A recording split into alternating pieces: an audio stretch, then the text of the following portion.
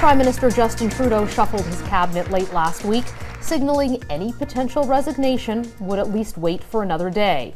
He made a choice to bring some backbenchers into the fold to shore up his support, but the move may also have alienated other MPs who were hoping to get into cabinet, and their criticism may now get louder.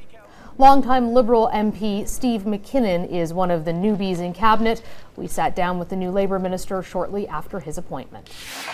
Minister, congratulations on your new cabinet appointment. Well, thank you, and thanks for having me. Thanks for joining us. New cabinet appointment, but we have to start with the tough question, which of course is, do you think that Justin Trudeau can stay on as the leader? Well, I'm a minister in his cabinet, and when you accept to be part of a cabinet and a government, it's a great honor, it's a great privilege, and of course we have confidence in the Prime Minister.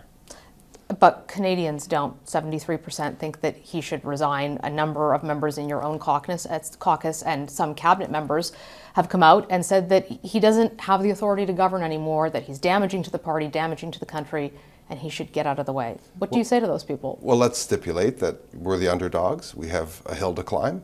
We know that. Government is an underdog. We have to wake up every morning and earn the trust of Canadians. I know I do that. Indeed, we're going through some very turbulent times. The world is going through some very turbulent times. But the Prime Minister has had 9 years to earn the trust of Canadians. I'd argue he's lost the trust of Canadians. It's not that he's a new leader who has to prove himself.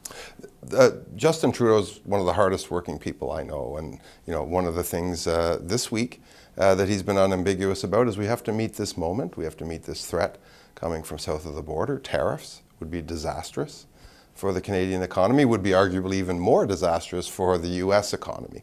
So we've been systematically working together as a team, a very broad team, a very competent and experienced team, to make sure that we are prepared for the inauguration of the new U.S. administration and that we have a plan to deal with it, and that's what we're focused on right now.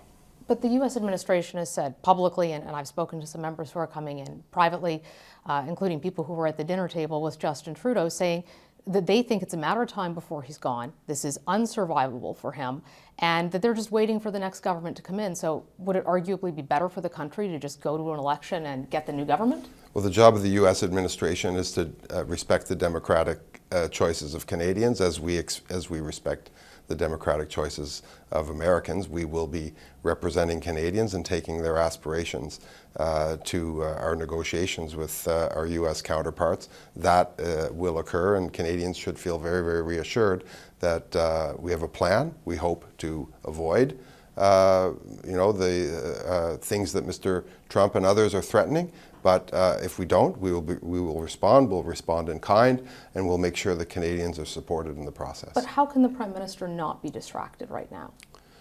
Well, Justin Trudeau has been through a lot. He's been through a global pandemic. We've seen wars in the Middle East, wars in Europe, an incredibly turbulent time. But look at the results. But none of those were threats to his leadership directly. We've had a soft landing, something no economist predicted, from a threatened recession. We've helped bring inflation down to under 2%. We've brought interest rates down quicker than any place in the G7. We have the best fiscal situation. Is there work to do? Are Canadians unsettled? That is obvious. That is obvious to this government, and that is obvious to all of us who have the privilege to sit around the cabinet table. We're going to continue to work on those very challenges.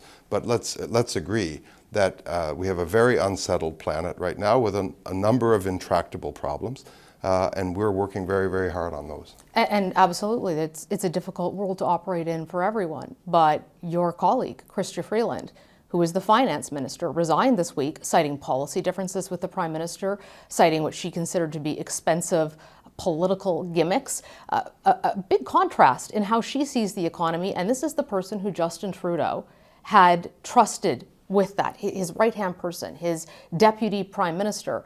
So how can you feel confident this is a team that is ready to govern when he lost the confidence of his own finance minister? Well, let's agree, Chrystia Freeland is a person of great distinction with a great legacy, much of it accomplished with the cooperation of the Prime Minister and others in that cabinet over many years. And she would be the first one where she's sitting here to talk about the fiscal position of Canada, a AAA credit rating, the best fiscal position in the Western world. So Ms. Freeland has an incredibly impressive track record Of course we regret that she resigned. Of course we're happy that she continues to be part of our parliamentary group, and I know that she'll continue to make contributions. Was she wrong in how she characterized this government's policies in the letter then? Because she didn't characterize it as a AAA credit rating. She said that she did not believe, essentially, that the best thing was being done for the country by the Prime Minister and the people around him. Well, if what she means is the GST cut, that is providing today support to Canadians who want to take their family out for some Swiss chalet or to buy clothes or toys to put under the Christmas tree. That is a tax break. It could have been, tax relief could have been provided in a variety of forms. That is the form that was chosen, and that's helping Canadians today. But she doesn't seem to think so. She says it's a political gimmick. Ms. Freeland obviously is entitled to her opinion and made that known. But let's agree that the GST cut is one that is providing immediate relief and affordability relief, the very concern that Canadians are expressing most often to us, and it's doing so right now. Why hasn't the Prime Minister addressed Canadians? In all of this, it has been a week of absolute turmoil and questions about whether he can stay on as the Prime Minister, but he's not spoken to Canadians. He's spoken to his caucus, he's spoken to his cabinet, but he hasn't spoken to the people who elected him.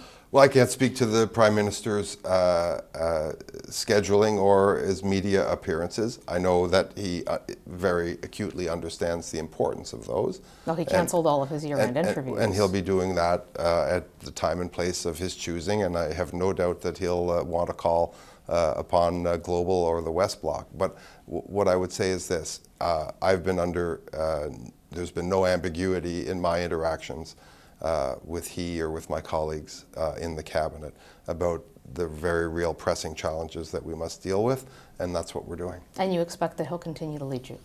The Prime Minister has said, I think himself, that he's undergoing a process of reflection. I can't speculate on what that process of reflection will yield. The Prime Minister will, I'm sure, want to get, like most Canadians, a little Christmas break with his family, and I know that he'll be reflecting over that time. I think that's one thing we can agree on is everyone would like the Christmas break. So thank you for joining us. Indeed. Congratulations and Merry Christmas. And let me wish you a Merry Christmas and Happy Holidays to everyone watching.